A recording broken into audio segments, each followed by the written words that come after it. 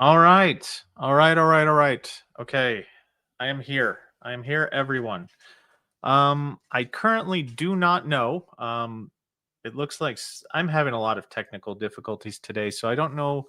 I was supposed to be live at 6, I want to say, but for some reason it said 5, so I don't know if I put in the right time zone or whatnot. Can everybody hear me though? Um, yeah. So can anybody hear me? Please type in the chat. Okay, there we go. Well, hello and welcome to Raider HQ After Dark. And I apologize for my technical difficulties. Things have been just absolutely chaotic. I have had things happen that, um, yeah, it's it's been challenging. So, how is everyone tonight? Let's go ahead and the dogs are in an uproar. So you're probably gonna have bad puppies on the image thing here tonight. But so we finished the first video today for the MST theory, and I know it's kind of a heavy topic, but I'm also going to be discussing it tomorrow too. I'm going to go into the how the stressors are reviewed. So I just wanted to kind of let you guys know about what that's going to look like, how that's going to be. So I understand that this is number one, it's a very sensitive topic for everybody that is involved with that particular claim. So maybe doing back to back videos might be a little bit more stressful for individuals. Uh, but I want to make sure that I don't leave you hanging on it. So tomorrow's video will continue on with part 2 of the MST. Now, it's not going to be graphic. It's not going to be in any kind of detail. We're going to look at it from a respectful and very kind of clinical approach. Okay. So I'm going to keep any kind of triggering type circumstances to a minimum.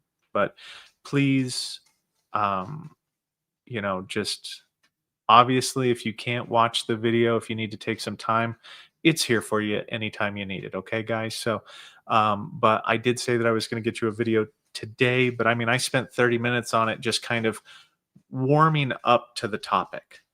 So that's about it for the kind of PTSD, MST, kind of questions. Now, if you have questions for me about that particular topic, I want you to please be respectful of others. Okay. I want you to, if you need to ask me a question, I would much rather have you submit them in email formats. And for today only, or today or tomorrow or this weekend, I'll review the emails that come in about that topic. Okay. So that way, we kind of keep it isolated and we don't trigger other individuals. Okay. Because I want to make sure that we're being respectful to everybody else and we don't cause like a negative environment for them. Okay. So, and thank you guys for all understanding this. I know I'm kind of tiptoeing around the topic, but whenever we're talking about survivors of MST, it's personal to me in terms of I've worked with, I've been an MST coordinator and I've also had treatment type interactions with MST survivors. So it's kind of a big deal for me. So maximum respect, guys. Okay. If you can do it. And if, accidentally somebody says something that, they shouldn't, you can delete it and then you can, submit to me in an email and I will, uh, we used to call the term a sin eater. That's what this comes from my past. But the things that I used to do for the VA, they would call ourselves sin eaters because we would take other people's trauma and help them process it, and it would leave like it was very hard to process it. You had to have a lot of emotional resiliency to do it. Um, so I don't know. But that's about all for that. Now, moving on here. We will be answering some questions here in a minute. I just wanted to take a few minutes to look up some stuff here. Let me see if I can. That's not what I want. I'm doing stuff in the background, so I apologize. Give me just a second here. I think it's on the desktop. Nope, I'm not sharing that screen, not for anything. Then let's go to the desktop and so I wanted to show you guys this real quick. So I've been kind of playing around with stuff that is, well, let me just show you. So the Raider HQ After Dark coffee mug. So I don't know, it's stupid, but I'm going to be putting some of this is going to be for just for fun. Me and coffee, we get along really well, so we would in the future be selling these things, obviously not to rule the world or make $1 million or anything like that, but just for fun. And I also finished a prototype for the it's a t-shirt. Here, let me try to find that real quick. Actually, that's not the one I want. Oh man. Okay. Actually, I do have to share my screen. So hold on just a second. Man. Promo t-shirt away. Okay, so let's try to share a screen. Share a screen. T-shirt. Share the screen. Okay, so hopefully this is coming across here. Can you guys see this? No, you can't yet. Okay, we'll remove that and do that. Okay, so this is the t-shirt. Obviously, it's hard to see. So I took that black border off and I put a Raider HQ emblem on the front and then did the Blue Falcon Examiners ACE exams authorizing clinical errors with the Blue Falcon on it. So this is the back of the shirt, and then this would be the front of the shirt. So I don't know if you guys care about that. I've been pretty much dorking out on that. Yes, we can get a black coffee cup. Yes, I'm doing both. So that's about it for the fun stuff. I just want to any t-shirt I do, I'm just going to whatever profits come in, I'm going to donate those to the charity to the charity of the channel's choice. So it's going to be a veteran-based charity that we do. Now the coffee cups, I will keep the coffee cup portion of the money for myself just because I have to pay for certain things. But any of the t-shirts, like if I come up with ideas for t-shirts, it's all of that money will be donated to like some kind of veteran focused charity. Just because I don't need to sell merch. I'm not here trying to do that, but it would be funny walking into a CMP examination wearing that and letting them see it. So maybe letting them know that, we're not going to we're onto their games, their silly games. So I didn't really have a topic for tonight other than I wanted to kind of talk about the shutdown, just kind of what that's looking like. And oh wait, let me do this so we can see some of the questions, and then we're going to actually start answering questions. So probably a dumb question, which it isn't, but can an event be an incident I responded to as an MP? Yes. Yes, it can.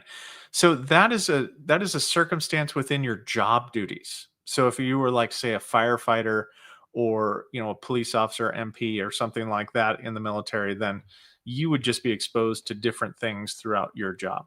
So now, clearly, if you have evidence to support it, that's better. But if you can say, look, this is something we had to do all the time, that would kind of make sense.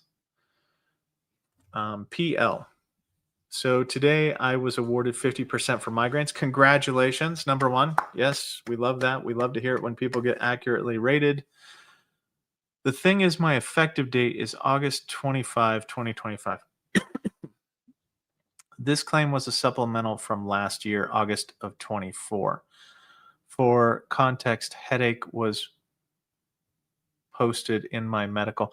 Okay, so for this one, PL, this has to do with effective dates, and I will be trying to do an effective date video. I dread every single moment that I think about that. Okay. I hate effective date in general because it doesn't make sense half of the time. But I understand it. Like, I get it. I can physically do it, but it is going to be the most painful video I've ever done. And the reason why is because there's multiple criteria in order to satisfy for the claim to go back in time. So if during the first claim you were not given a diagnosis of migraines, either before that time or during that time, then the claim cannot go back to that time.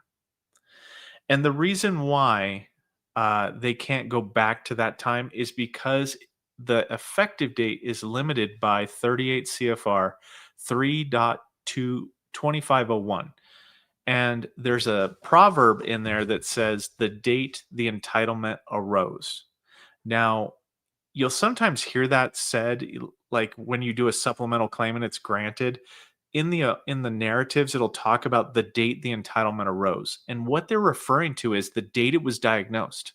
So if it wasn't diagnosed until this claim, then it technically can't go back in time to that other claim that had its own adjudication, because the evidence in that claim's adjudication says that the condition didn't exist.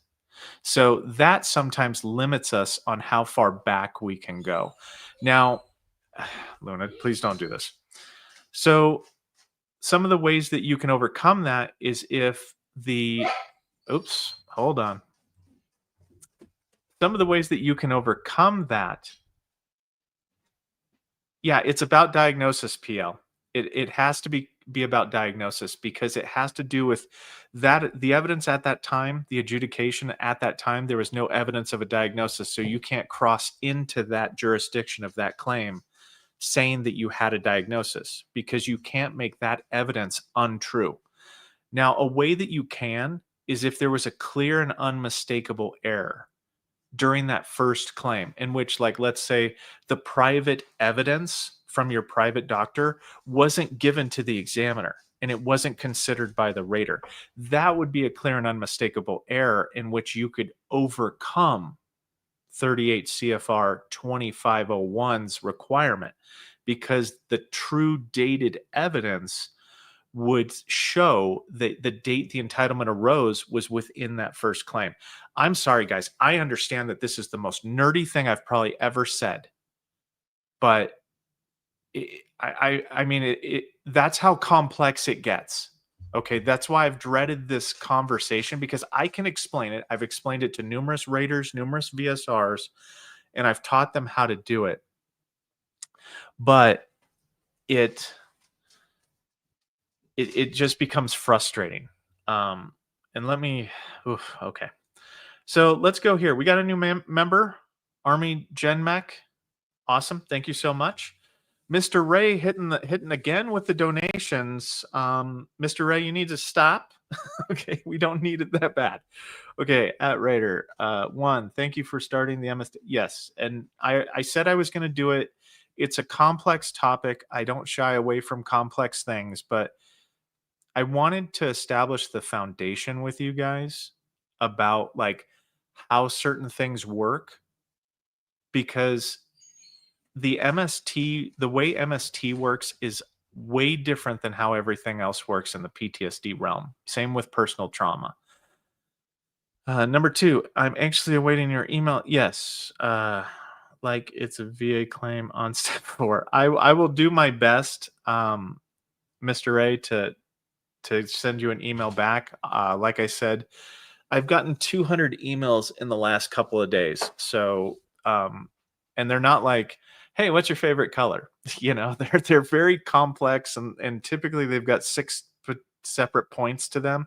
So it makes it very challenging for me to respond. It usually takes me about 10 to 15 minutes per email to respond, just to try to get as many points as possible. Roger, um, can you type that on the screen for latecomers? What do you mean, Roger? What are you talking about? I'll wait in the chain. And then Thade, thank you for your donation. I appreciate it. Thade, I don't know. I'm horrible with names. Um, so let's get back to it. Let's go back up here and let's get back to see what we've got going on. Um, VSO. I guess I'll go here. I might have missed a couple of questions. If I did, I apologize. Had a VSO appointment for BDD claim where the VSO has 40 claims list. Okay, you got to be careful with this terminology because words matter. What I think you mean is 40 conditions, 40 disabilities listed for me, and it looks like a spray and pray approach. Not the worst thing to do. Okay, I'm going to tell you right now, BDD is the only time that I give you full carte blanche to just spray and pray. You claim everything with that. Everything. Because guess what? You're either going to have it or you're not going to have it. You shouldn't feel any kind of emotion when you're claiming for a BDD claim. Okay? You the subject you didn't want to address on screen. Oh. Okay. Um should I rework to be more precise? No, you should not. You should not be precise. This is a wide net. You want to throw the widest net. I mean, if you got a hangnail at some point in time, either the doctor will say you've got a permanent disability or they don't. That's up to the doctor to decide it. Don't sell yourself short before the doctor even gets to look at you. You claim everything, okay? Do that for me. And it doesn't matter. 40 conditions sounds like a lot of things, but it's not for a BDD. They're so easy for us to do. We need to make sure, okay? Oh, okay. So I've got my minion. I have a peasant. I call her Peasant. Um Peasant is currently working on merch, and we're going to be this is the best term I can come up with it. But Raider Nation looks to be what the 6,000 subscriber merch will be. We're trying to do like at every 1,000 interval, try to introduce something else to the merch store. I guess I don't know. You'll be seeing stuff. You guys don't have to buy it. It doesn't cost me anything to put it out there. So you guys don't have to buy it. Don't feel like you're obligated to. It's just funny stuff or weird stuff that if you're just interested in doing, you can. Don't feel obligated. So, can you speak to urinary incontinence secondary to lumbar strain? Okay, I can. And I know I saw your email about this. I just haven't had time to review it. But let me tell you, it is something that nobody wants to discuss. So, it's something that raters do not like to grant. It's something that examiners do not like to say that there is any kind of connection between the lumbosacral strain and incontinence. It's hard to get this granted, and it's primarily hard because you need to make sure that your doctor's on board with this, because CMP examiners, for whatever reason, and this might be due to like contract examiners, they are kind of more often than not nurse practitioners, PAs, and they're not specialists. Okay. Urinary incontinence doesn't require a specialty in order to review it. So what you'll find is a specialist might disagree with the clinical examiner. So if you are seeing a specialist, have them weigh in on it. Um, so, and then sin eater. Yes, it is a very interesting term, but it's kind of a term that it's how I was taught. Um, mental health stuff. So that's as far as deep as I'll go into that. But yep, it's a noble job. And then I wish I had more. No, you guys don't need to throw any disposable funds my way. Don't worry about it. I don't like these are just Q&A sessions and cuz I don't get to your guys' emails very much. I mean, like I said, it's like 200 a day. I'm drowning in emails. So, yeah. Does the Navy really expedite duty to assist claims once a DRO is done and goes back to the Raider? They don't expedite anything, U.S. Navy. Which, if this is the Navy talking to me, then I have questions. But no, they don't actually expedite anything. What happens is once a DRO's done with your duty to assist, they do a rating decision. And then once that rating decision is done, a VSR the system automatically generates an EP040, which is a supplemental claim. And that's where all the actions that the DRO reported that they want to have happen, they'll fill out a VA form. I think it's a 210999 form. And in there, they'll write all the actions that they want the VSR to take, and then kind of a general outline about what they want the Raider to take. But the Raider doesn't have to fully do those things. The Raider will do whatever the evidence tells them to do. Okay. So there's no expediting. It's not like, oh my gosh, a DRO said it. I got to hurry. No, it just goes back into the queue and gets worked.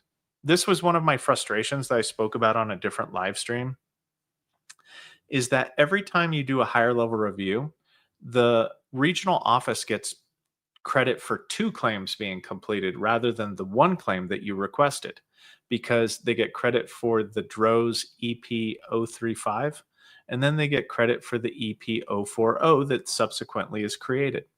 So, I mean, tell Doug Collins that, oh my gosh, we're doing thousands of them. Well, every time you guys feel like doing a higher level review, they get technically credit for doing 3 claims. And if it's the VA's fault that they messed up, the VA still gets credit for 3 claims completed for like technically only 1 claim that you ever submitted and 1 higher level review. So it's kind of weird. I don't really like that, and yes, the rants are funny. Rants and tantrums. Yeah.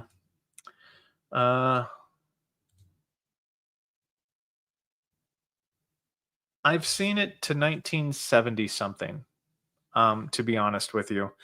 But it had to do with a Niemer claim.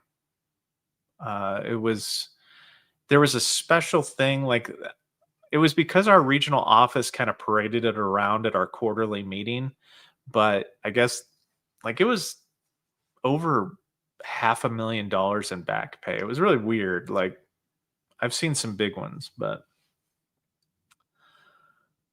all right. What is the best way for an IU veteran, 70% mental health for of 1 year to request PNT? Or will the VA okay, whoa, whoa, whoa, whoa, whoa, whoa, whoa, whoa, whoa. Are you 100%, Benny? I'm looking at the scrolling chat. Benny, are you 100%? Like naturally 100%? Have you done other claims that got you to 100%? I'm waiting on an answer, Benny. Park the car if you're driving and give me the answer on this, because you can't if you're on IU, you are artificially raised to the 100%. So you are not T. The I say it differently. I say total and permanent, because you have to be 100%. That's what total means. Total is 100 out of 100. You are 100%, and you don't have any future exams, so you're permanent. You can't be permanent unless you're total. So if you're at 70% and that's all you've got, then you can't petition the VA to make you PNT because you're not T. You're not total yet. You're artificially total, but that's it. Like, you would have to file other claims to help climb your way or claw your way in some instances all the way up to 100% naturally, not artificially inflated to 100%. I don't know if that makes sense, but Benny, I don't see your comment, so I'm going to move on. Um,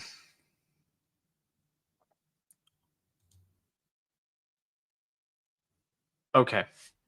So LA Fire, I'm going to tell you right now, this you are not. Okay, so you are not total. So you would have to become total, Benny, in order for you to be permanent and total. They're not. If you just say, "Hey, make me PNT," they'll probably do an increase exam on your mental health. Is what they would probably do, just because you're asking them to try to make you 100%. And that's the only way that they could do it. So LA Fire. Um, How hard is it to prove sleep apnea secondary to radiation? Oh no, I'm not even going to try. No. How hard would it be? It's as hard as science makes it. So you have to scientifically prove it that you specifically, LA Fire, that you have that condition, the radiation pneumonitis or whatever it is, and that the pneumonitis caused the sleep apnea. Now, I'm going to let you know, if you get this in front of a nurse practitioner, they aren't going to know what to do. Their first answer is going to be no. There's like, you have to convince them. This sometimes you can have it where the medical nexus kind of is already established, right? Like chronic, depression secondary to chronic pain. Like, that's a medically established thing. This is so rare that you would have to bring the science with you in order to help them understand, because their default position on this will be no. I'm not even playing. Even if you got a even if you got a sympathetic examiner, they still have to be able to cite and reference things that show that A caused B. So you have to kind of meet them halfway. You've got to go further and help them to understand that the things are connected. Sorry. And we are going to do the cups. So I'm going to try for those soon. The black one's just not showing up right whenever I preview it. So, but I'm going to do the black one and give you guys. Yeah. Oh no, LA Fire. I know it's a lung disease. I got it whenever the pneumonitis part. Like, I understand it's a lung disease. I just understand that I've never heard of it before. And that's rare for me. And I've heard of a lot of things. I mean, I've heard of insane things like Crutchfeld-Jacobs disease that's the name of mad cow disease. How do I know that? Because I've done a claim for it. I've done more claims for mad cow than I've ever done for that condition. So when you come across a unicorn, they get treated weird, and they're typically no. So you're going to have to do the legwork on making that scientific connection as much as you can. Now, back to the cups. I'm still waiting on the coffee deal. I can't wait for a coffee deal. I know it's probably never going to happen, but a man can hope. But yeah, the cups are awesome. If I file a claim for TBI, will my already service-connected migraines potentially be reduced? No. So I had spoken about this, Air Force girl. The way that the TBI is written is that if they combine the migraines with the TBI, it has to be for a greater benefit, equal or greater benefit. So they can't lower you due to it being a residual. And no worry, LA Fire, I just probably didn't give you the answer that you wanted to hear, and sometimes that makes me kind of upset. But Air Force girl, this right here is a situation to where the system is meant to boost you up and not tear you down. So TBI, when the TBI SME, subject matter expert, when they review it, they'll see if combining it can give you a higher evaluation or a lower or equal evaluation. If it gives lower, then they'll keep them separate. They won't do it in a way that will decrease you. That's not the point of it. Okay. Oh, Henry, why would a VA Raider Okay. Oof. Ugh, why would anybody do anything? Okay. Why would a VA raider add PTSD to major depressive disorder and general anxiety disorder? Okay. Typically, what you guys see, so, and tell this to all your friends, when you file a claim, the words you choose matter. Okay. If you talk if you use certain words, it will trigger certain actions. If you say that, hey, look, I had this event that happened that was, pretty scary, that's PTSD. That's a claim for PTSD because you're saying that it's an event that happened. Now, it could just be that they wanted to pad their points and add another contention to get more points, but it's kind of it's not the raider that did this. It would be the VSR who did this because VSRs will add conditions too. But the duty to assist, I'm sure you guys have heard about that a lot. The duty to assist mandates that we have to read between the lines to try to give you everything that you're claiming. And we shouldn't be missing issues. So it's no harm, no foul if we try to also service connect you for PTSD. You probably won't get service connected for PTSD if you have no recollection of ever having a traumatic event, but at least they didn't miss it. So that's how they look at it. Okay. And we can get the cup in black. And okay. Anthony. Hi Raider. What does it mean when there's a request for information under your claim letters, but the document PDF is evidence that you submitted with your claim? Sometimes they can send that back to you and say, could you please sign this, or could you please clarify this, or could you please, like, there might be something with the form itself that's incomplete. Could you please elaborate on this? Sometimes when they send you things like that, what the purpose is to kind of give you the document so you know what they're talking about and say, hey, can you also tell me the dates and times this happened or whatever? I mean, I don't know what evidence you're talking about, but sometimes that can be the reason why this is. Okay.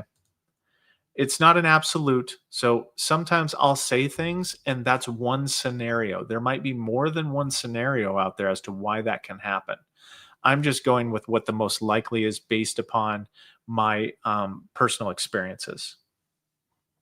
Um, and yes, Disrupt Crown, we have made it to 5K subs. And if, hold on, let me go over here to the analytics section.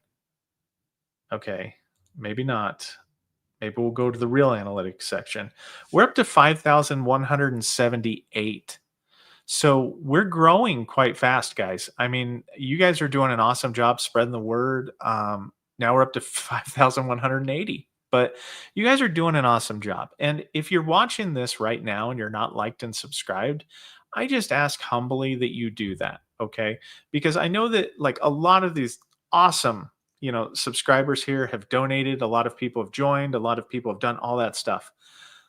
Those things are awesome, but they're not required. The fact is that this information is for each and every single veteran. I am doing this to put out as much information with receipts so that way we level the playing field for the veteran community. And I know that that sounds, pretty uppity of me, but I want to put out good information because I don't know if you guys have noticed, but there is a lot of bad actors out there, a lot of content creators that say things that are just blatantly and factually untrue.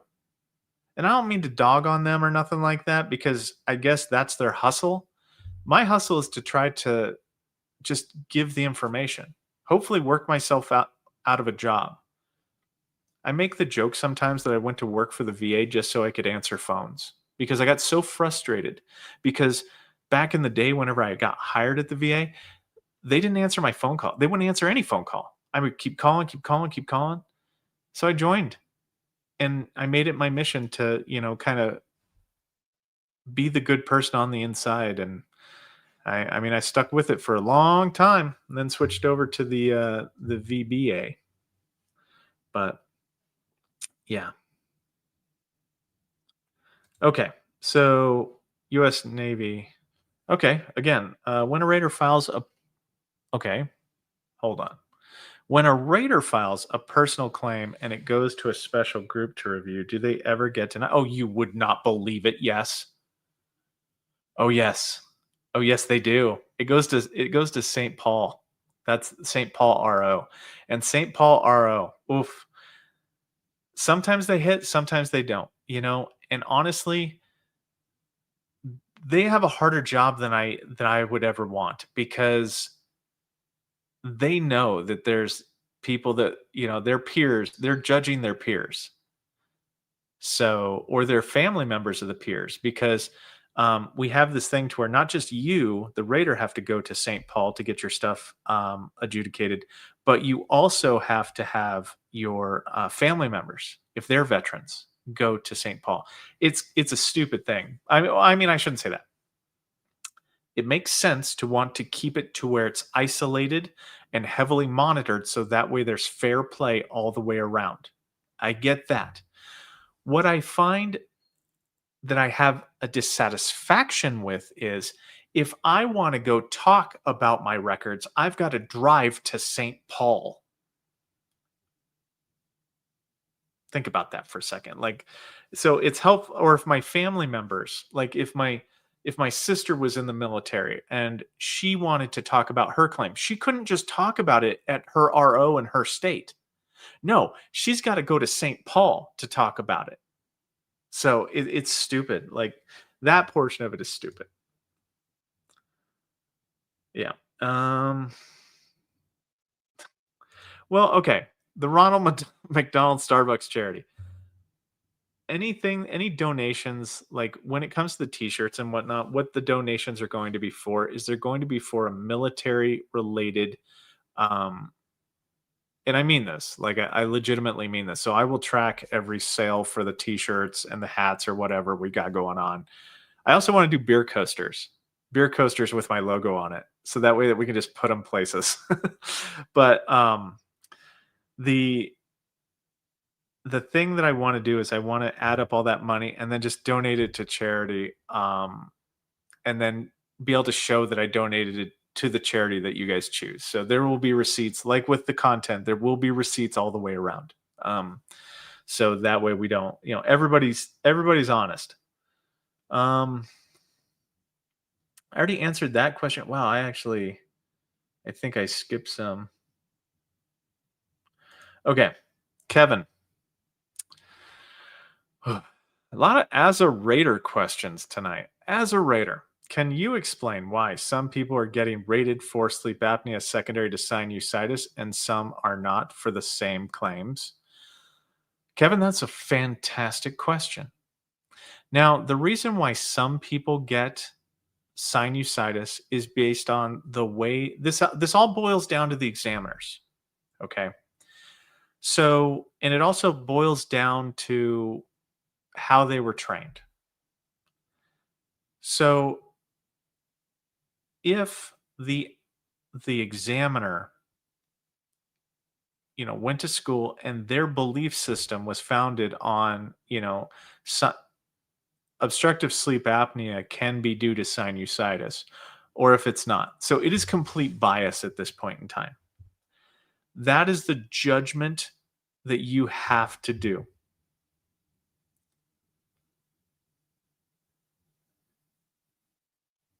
Sorry, I was looking at HYGGE. Huge. Um, so it does come back to bias. Now, let's say you get denied. What are the steps to take when you get denied? Well, number one, you go to a VSO. You figure out who denied you.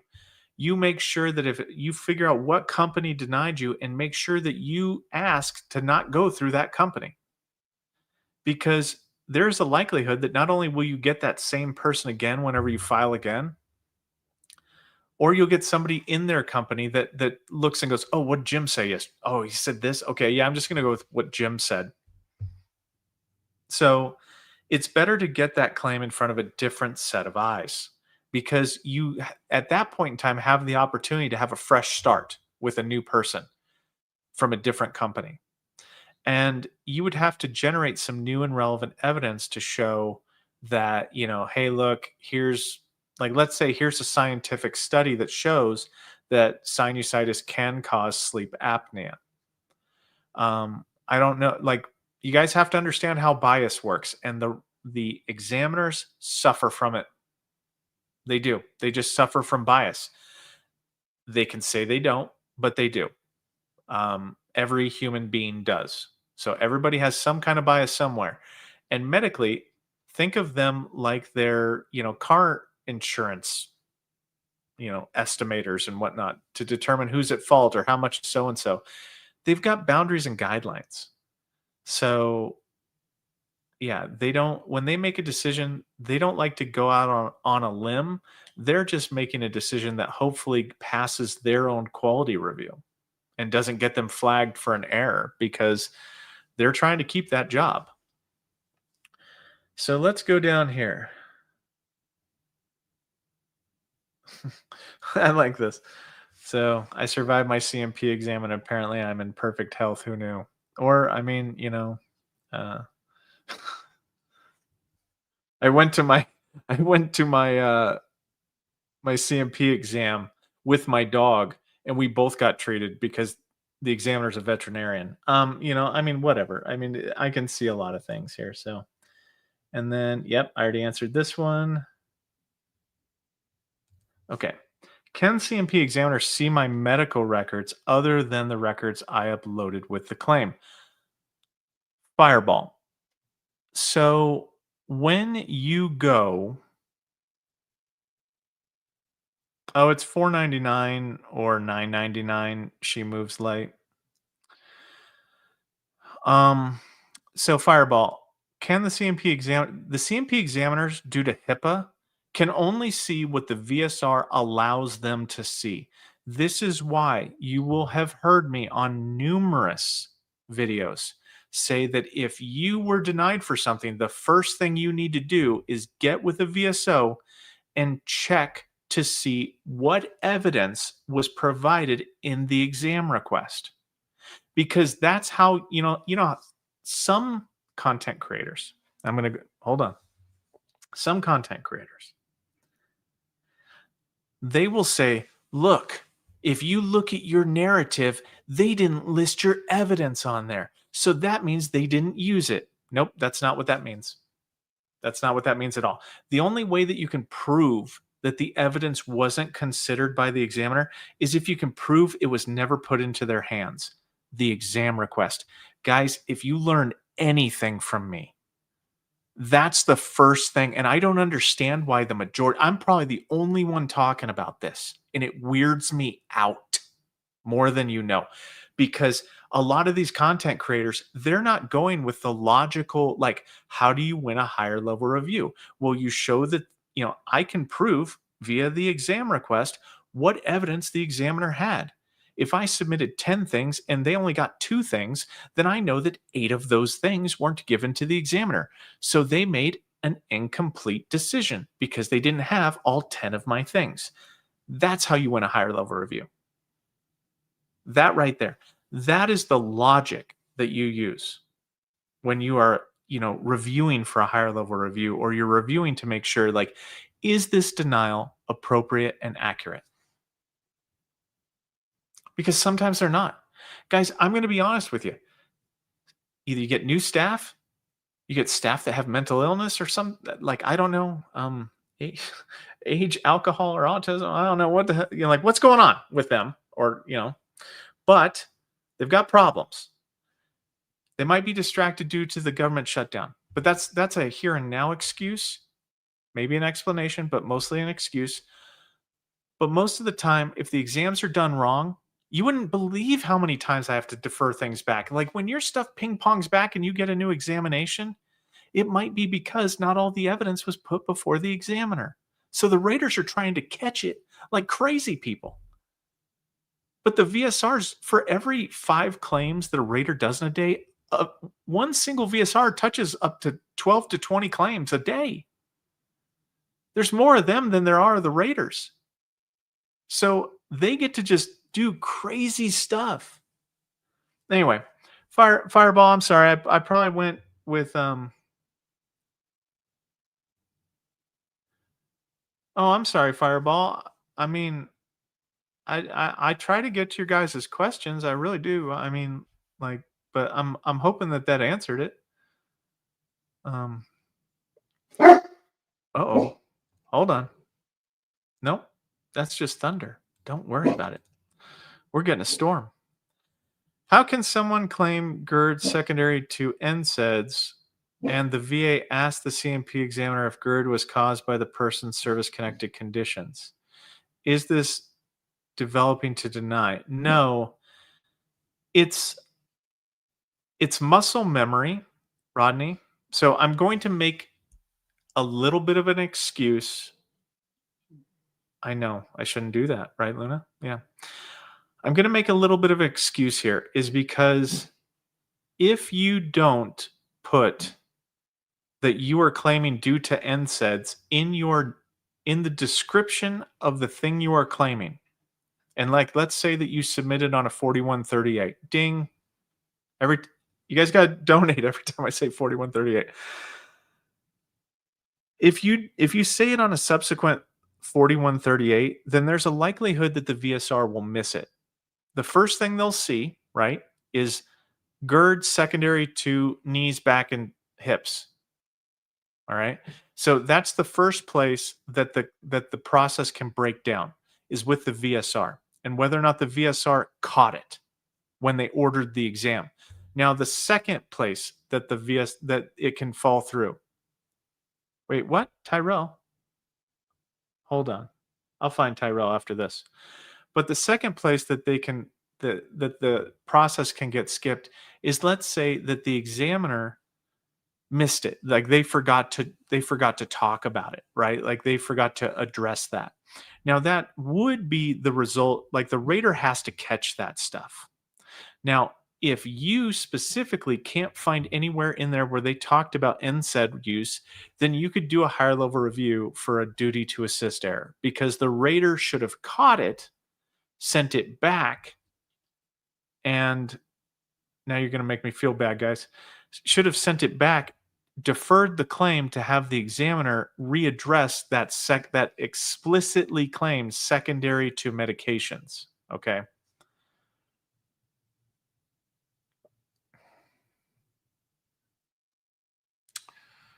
Uh,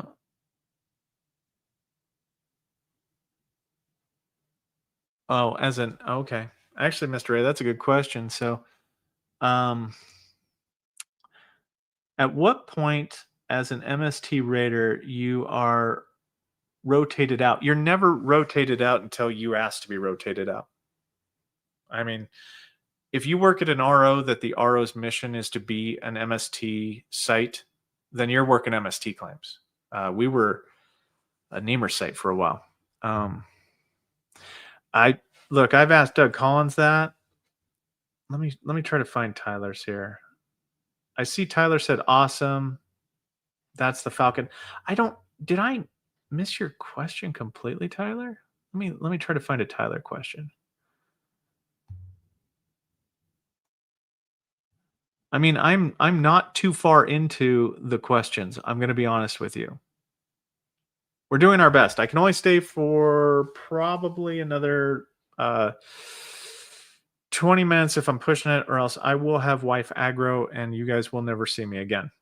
I want to talk about this. Yeah, the chat is sometimes hard to keep up with, guys. I can't with it sometimes because especially if I go to the people that provided like donations and I flip away, then I lose my spot. So I might figure out a better way to do that. Oh no, I'll get to the super questions. So the super questions, if you were to see my screen, which if I do that, it will cause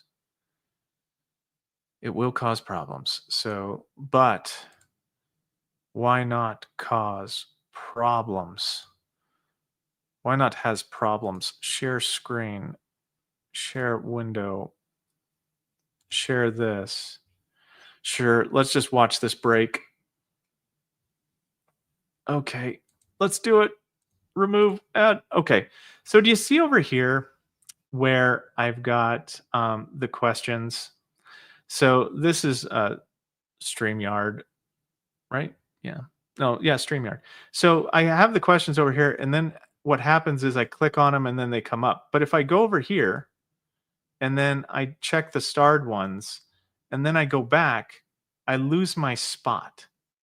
So I have to go back and I've got to find my spot. So if that helps any. Um, oh gosh. No, go back to the comment. I had it. 85. No, I hate you. I gotta find a better way to do this. There might be a plugin or something that I can do for it. But okay, there's Fire Truck's question. Let's scroll down. Ugh. All right. Anthony, can you explain briefly how supplemental claims work? Basically, the way that they work is you have to present new and relevant evidence. There's multiple additional tiers of evidence review that happens for this. Um, so kind of the way that you have to look at it is you have to read your prior rating decision that denied you and use the favorable findings to figure out what you were missing. So, element one is typically the current diagnosis. Element two, depending on the theory that you're using, is the in service event or primary condition or whatever's related to service or the VA itself. And then element three is always going to be like the examiner's opinion for the most part, or that you went to that you qualified at a specific location. New and relevant evidence gets reviewed by the same VSR. Well, not the same, I will say. It gets reviewed by a VSR, and the VSR, non-medical VSR, mind you, will determine whether or not you're not only is it new, and how does new work? New works any evidence that's submitted the day after your rating decision, the one that which you were denied. Any evidence that was submitted after that date counts as new evidence. Doesn't even matter if it's for this claim that you're claiming. As long as it's just new evidence, that portion is satisfied. Now we come to the relevant portion because they say new and relevant. So the relevant portion, attach a second screen. That might be something. I don't hold on. Let me try that real quick. Oh yeah, it doesn't like that. It doesn't like that at all. Oh, let's enter. Let's see if this breaks. Hold on. I can so yeah, see.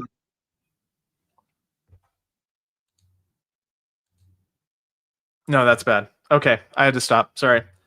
That was bad. Um it did not like that. Okay, so the relevancy part has to do with the favorable findings, whether element one, element two, which one was missing.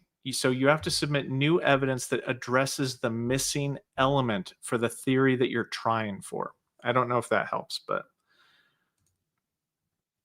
um, I'm going to just review a couple of these and then, yeah. I'm going to go up here to the starred section just real quick, and we're going to Fam Man. However, you're amazing. Would neuropathy and osteoarthritis, hallux valgus be plausible secondaries to cold? No. Neuropathy would be, or could be, because cold weather injuries are cardiovascular injuries. So you would have to show why the cardiovascular. I don't know. Sometimes these have to be combined together, the neuropathy and the cold weather injury, depending on the circumstances. But the osteoarthritis, that's going to be up to a doctor. I want to say no. My brain is screaming no at me, especially the hallux valgus. Like bunions caused by cold weather is a stretch for me. So it's going to be challenging. Um, and Marcella, thank you for your super sticker. And Tyrell. Tyrell's question, guys. This is Tyrell's question.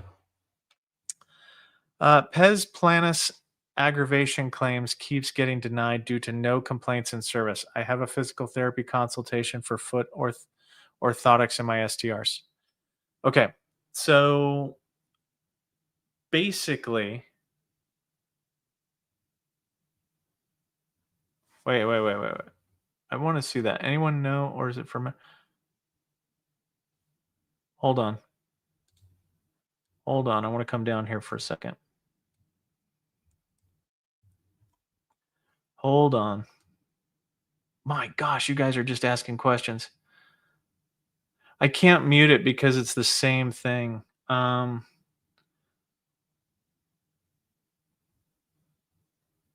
Okay, sorry. All right, so back to your question, Tyrell. The problem is with that, it's on you to prove for the aggravation theory. It's on you to specifically prove that the condition, the disease process was made worse beyond its natural progression by service. So you have to try to establish that. Okay. I mean, I might be able to mute on a separate phone, but I'll have to play around with it, guys. I'll play around with it before the next live stream. So here's how, if it keeps getting denied, one way that you could do it is go to a different doctor and see if that doctor would be more willing to say that the fact that you need orthotics, clearly showed that the disease process was made worse by service, aggravated beyond its natural progression. Can you hear me?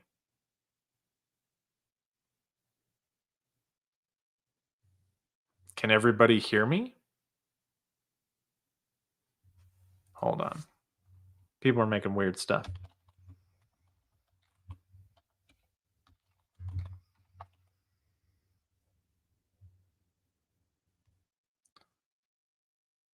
Okay. Just wanted to make sure because I had to do some muting and unmuting on that other thing. So, um, all right.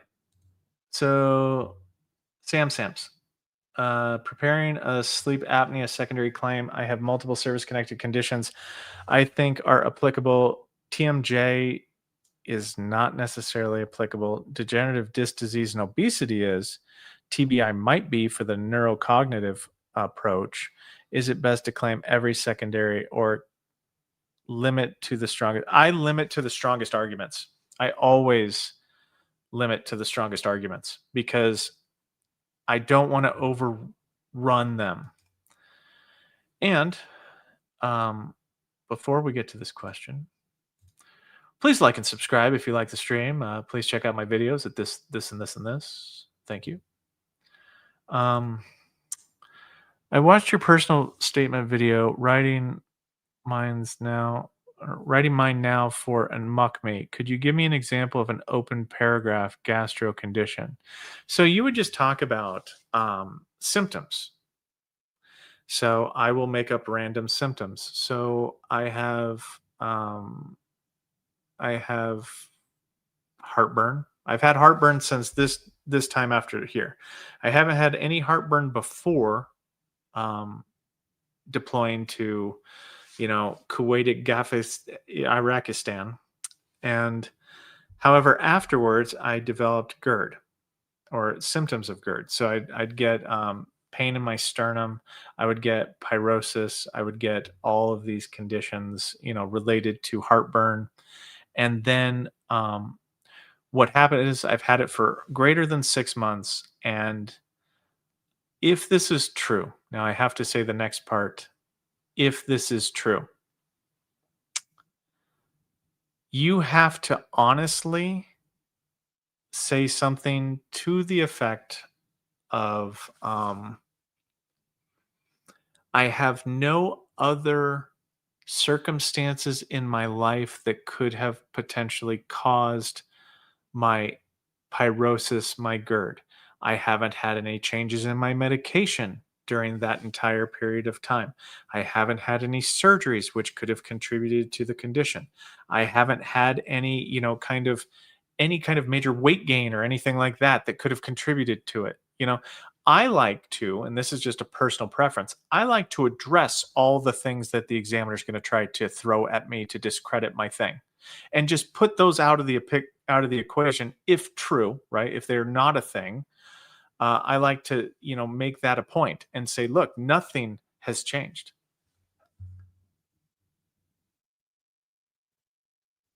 Laz, that is y- your wife is very, very the ethics on your wife is outstanding. That is outstanding. Now, is your wife a fan of me? Laz, does your wife like me or does she hate me? It could go either way. All right, World TV Champ, thank you for the donation. I appreciate it. Damian Owens, also appreciate the super sticker. JPC 130, appreciate you being a new member. James Douglas, thank you for the super sticker. Mr. Ray, I said stop. No Bad Mojo, believe it or not, it's a muck me question. Wow.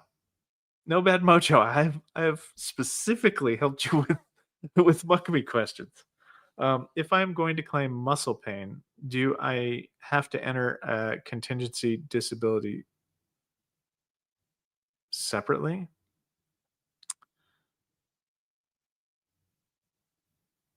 So this question has me a little bit. I wouldn't. Okay, now you have to understand. Muck me's are your first choice when you claim something. If you qualify for a muck me, like you have qualifying locations, you always want to start out with a muck me because a muck me gets granted when it is unexplained. Unexplained. Wait, yes to what, Laz? Yes that she hates me or yes that she likes me? Pick one and choose your words carefully, Laz. So, the reason why the muck me you want to start out with a muck me is because it gets granted whenever the doctor goes, "I have no clue why you have it." So, if you're going to submit contingency disabilities separately, I would be careful with that because you could start to raise doubt for the examiner that, oh, this could have been caused by that, at which point in time they can't grant. So I like to do a pure run at a muck me to where I'm just like, I have no clue why. You're the doctor. You tell me what's causing it. Well, the muck me, you just keep the muck me where it is and don't bring anything into that condition. Okay. Like I'm looking at the scroll and chat over here, and you guys got to keep it pure because if it's not pure, then they can start to make associations, even backwards, where they reverse engineer it and go, well, maybe it is the hip that's causing the muscle pain, So I just personally, I like to just be like, I have hip pain, I have muscle pain in my hip, and I don't know why. It has been progressive for this amount of time, as long as it's true, right? If you know why, then you should be honest. Um, You should also make a phone call, 11 Charlie. You should also call the 1-800-827-1000 number and report your intent to withdraw because the moment it's as long as it takes. And then we got you're screwed. Okay, thank you. 299 super sticker. Appreciate it.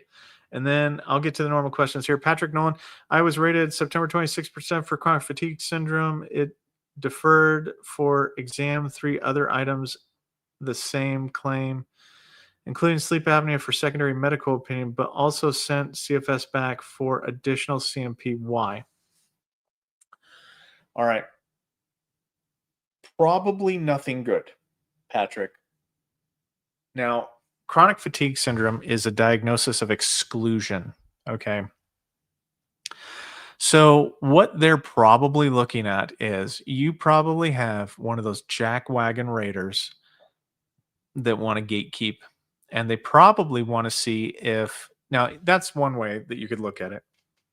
Now, another way that you could look at it is maybe the examiner put something in the medical opinion for sleep apnea or put something like there was maybe sleep apnea, a question made that maybe the chronic fatigue syndrome is from the sleep apnea, and maybe it's a symptom of the sleep apnea and not a separate condition. So that's why I say that there is concern. Um, there's a little bit of concern for that. Grant when you can and deny when you must. It is so true, Lass. Yes. Uh, what time zone are you guys in? I think I like not many people say that. So, all right. JPC 130. I met schedule requirements for TDIU under recent claim. Is it better to file TDIU as a new claim for increase or as a supplemental claim to the recent decision? Okay. So the problem, I say an increase. I say an increase because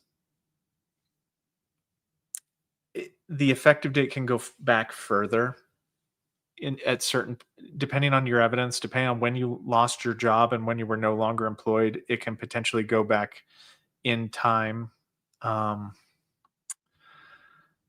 further. So that's why I say increase. Plus, with increase, you don't have to prove as much as you do with a supplemental claim. Now, remember, new and relevant evidence for a supplemental claim. No new and relevant evidence for the increase. So it's easier to win in the increase situation. Plus, the back pay might be comparable either way. But to win, increase. All right. Dark water fossils. Okay, guys, I've got about 7 more minutes until I've got to take off. It's date night, and I cannot miss that, or I will be sleeping on a couch, probably not my couch. Have you rated OSA secondary to C-spine? No, not in my entire life. What are some winning theories? So,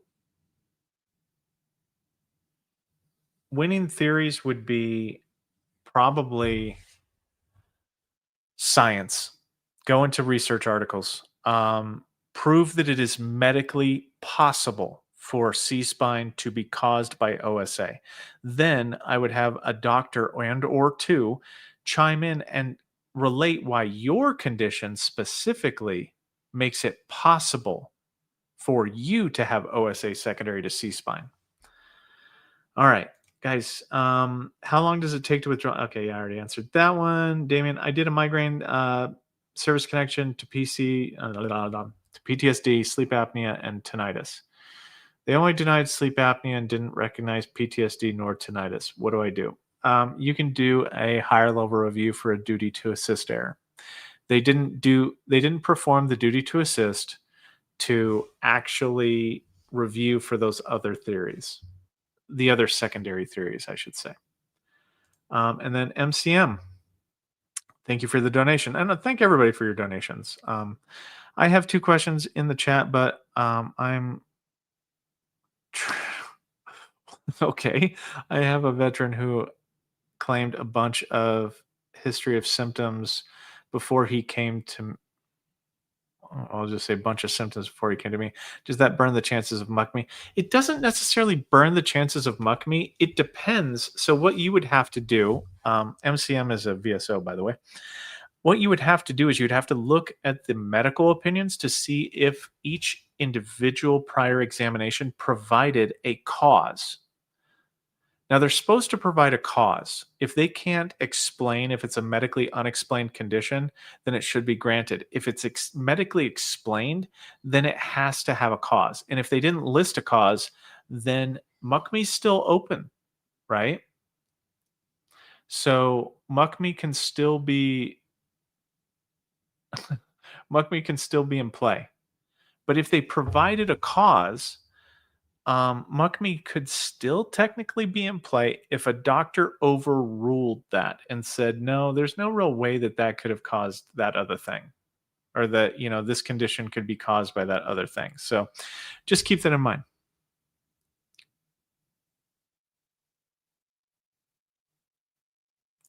Yeah, I know, Laz. I know. Well, I know just because your wife is still a Raider that you'd have to go to St. Paul.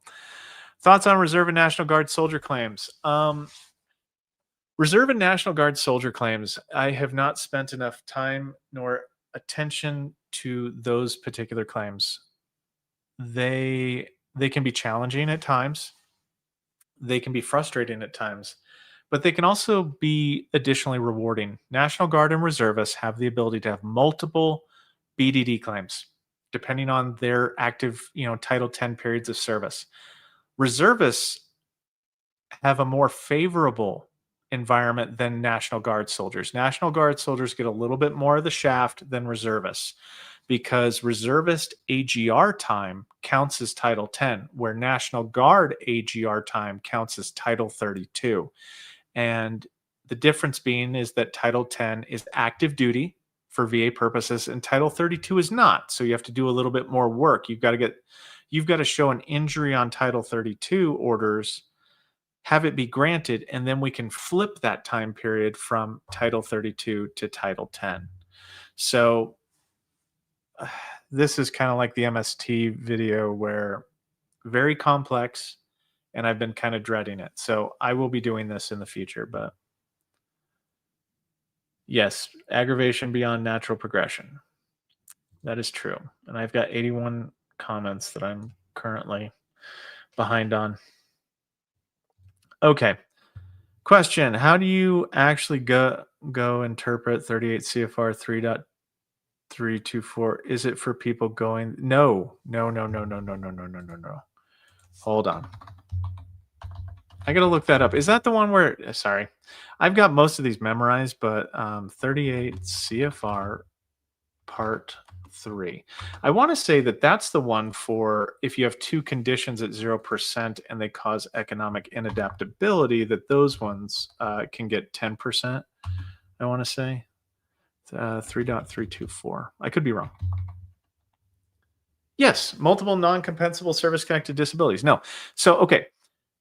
So cold DNA. This is for somebody that gets granted, like, let's say they get like their foot and their skin condition at 0%. If their foot and their skin condition get granted at 0%, and they have more than one condition at 0%, and both of those conditions equate to having some kind of impact on your economic ability, then you can get granted at 10%. It has nothing to do with IU. This is for a minimum rating. This is a minimum catch-all to make sure that the veteran can at least get 10%. It has no play beyond that, because what happens is once you get a different condition that's rated above 0%, then the 10% goes away. So like if you got tinnitus subscribed, no, Rob, the green are members. They're different members. The blue is a moderator. I only have one moderator currently. So if you were to have two of those combined and then they equal 10%, if you got granted tinnitus, then the tinnitus would take over for that 10%. Yes, blue names are mods. So everyone with a green name is a person who has, taken it upon themselves to donate to donate to the cause, I want to say. But GC Jarhead is my only moderator, and GC Jarhead has been doing a fantastic job. Please give it up to GC Jarhead, by the way. Respectfully asked me to become a mod, and I gave him the opportunity, and I have not been let down yet. Bad? No worries. No worries. I appreciate the dedication too. You're always on here. So recently got proposed. Okay. I'm going to try to answer a few more of these. I am later than what I want to be. Recently got proposed reduction. Oh gosh. For my lumbar spine from 20% to 10% after I had a bad CMP. Goniometer used while examiner was standing 2 to 3. Okay. How do I get a new exam? Okay. How long ago did this happen, Matthew? You have the first 30 days. The first 30 days, you can request a hearing, and you can request to have a new examination. Also, Matthew, how long have you been at 20%? How long has your lumbar spine been service connected? I know I got to go. It's date night, but I want to help Matthew out with this. So, Matthew, are you still here? I'm gonna respond to Matthew in the chat too. Math, you if you were granted. So this is where the 5-year rule comes in, guys. Anytime that you're granted for something, you want to make sure that the 5-year rule isn't in play. Now, the 5-year rule is not an absolute, but what the 5-year rule does do is say that the VA requires 2 separate exams. The exam was about a month ago. Okay, so then you would have to do a ask for a hearing. So you would submit a claim or submit a form on a 4138 and say, I request a hearing and request a new examination because there were deficiencies with the exam. And then hopefully what happens is you'll get a new examination. And then if you go look at my lumbar spine video, which I hate to say that, it makes me feel weird, like I'm scuzzy, but if you go look at my lumbar spine video, it'll show you what the requirements are for 20%. And then you can kind of go, okay, where did we miss out on this? And then I might also ask in the hearing to have the examination done by a different organization and or provider, so that way you get a different outcome, hopefully. So a different set of eyes. Anyway, guys, I do have to go.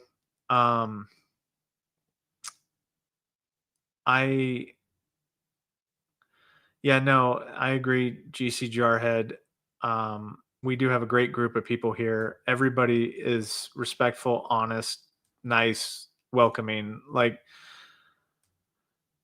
it makes my anxiety disorder a lot better when you guys like just went based upon the people that I surround myself with. If you know, and you guys are awesome. You make this easy to do and easy to want to do more of it. So if you have, I want to circle back on something I just talked about at the beginning. The MST videos, I'm going to be working on MST tomorrow. Okay. I'm going to be finalizing the coffee cup and the t-shirt at the very least. I'm going to try for the black ones also. They just show up really weird. And you'll see those pop up. You don't have to get them if you don't want to. They're just kind of a novelty thing that my kids want me to do. And the peasant wants me to do.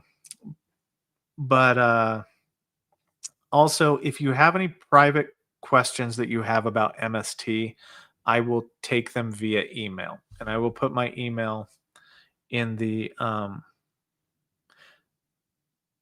yeah, if you could, hey, Royal Rock Wellness, can you email that to me at here at raider.hq raider.hq@gmail.com.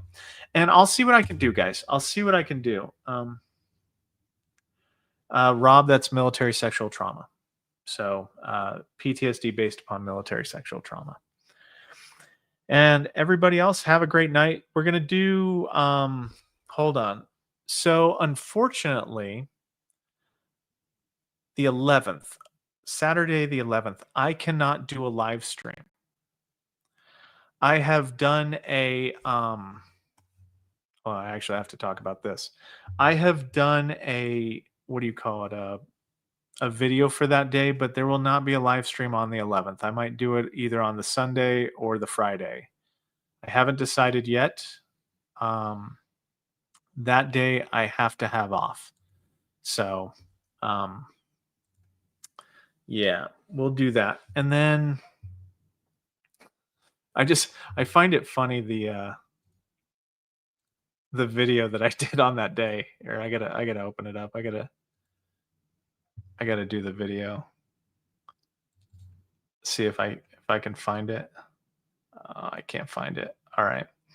It's Predator versus Raider. So anyway, so I'll try on Friday. Yeah, it sounds, Rudy, that sounds a little bit better. But boo this man. Boo! Boo! But yeah, anyway, guys, that's about all I got for you tonight. Thank you for being patient with me, kind of coming in. Yeah, I'm seeing a Friday. Sitting here with all of you has been a great honor, and it's been a privilege. And I've taken it to heart. After I get my butt whooped by my wife, I'm gonna sit here and I'm gonna cry while I bench press. I miss you. So I'll see you guys all later. Actually, that's what the video next Saturday has in it. It has Arnold talking for like the first minute or two. Anyway, guys, have a wonderful night and we'll talk to you later. Raider out.